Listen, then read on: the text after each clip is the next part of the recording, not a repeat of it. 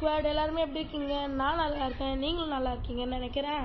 இன்னைக்கு புதுச்சேரியில் ஒரு வெயில், அதனால நான் ஒரு ஜூஸ் போட வந்துட்டேன்ப்பா. ஒரு ஜூஸ் போடுறதுக்காக நான் எனக்கு பிடிச்ச ட்ராகன் ஃப்ரூட் எடுத்துக்கிட்டேன். இப்போ அந்த ட்ராகன் ஃப்ரூட்டை நான் க்யூபாக ஸ்லைஸ் பண்ணிக்கிட்டேன். அந்த க்யூபாக ஸ்லைஸ் பண்ணிக்கிட்டு எடுத்து அந்த ஜாரில் நான் ட்ரான்ஸ்ஃபர் பண்ணிக்கிட்டேன். அதுக்கப்புறமா கொஞ்சோண்டு ப்ரௌன் சுகர் ஆட் பண்ணிக்கிட்டேன்.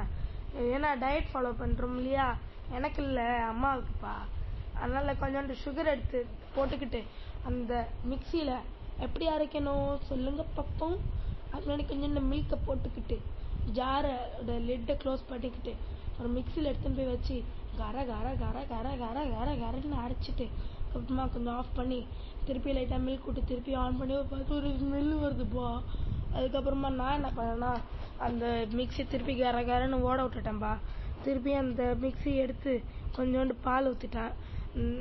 நடுவில் மில்க் சேருங்க, மொத்தமாக சேர்த்துடாதீங்க, ஏன்னா திக்காகிடும் ரொம்ப. உங்களுக்கு லிக்விடியாக வேணும்னா இந்த மாதிரி தான் பண்ணணும். அதுக்கப்புறமா நல்லா மிக்ஸ் பண்ணிவிட்டு அதுக்கப்புறமா அந்த ஜார் எடுத்து வச்சுட்டேன்.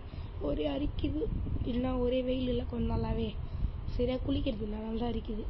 திருப்பி கொஞ்சோண்டு மில்க் ஆட் பண்ணிவிட்டு அதுக்கப்புறமா நல்லா போட்டு மிக்ஸ் பண்ணி அப்புறம் ஃபில்ட்ரு பண்ணிவிட்டு ஃபில்ட்ரு நீங்கள் ரொம்ப குட்டி ஃபில்ட்ராக எடுத்திங்கன்னா அந்த சீட்ஸ் ஃபுல்லாக ஃபில்ட்ரு ஆகிடும். அப்புறம் நீங்கள் குடிக்கிற டேஸ்ட்டே வராது. அதுக்கப்புறம் நீங்கள் பால் குடிக்கிற மாதிரி இருக்கும். அதனால் சீட்ஸ் முடிஞ்ச அளவுக்கு போட்டுக்கோங்க. Bye friends.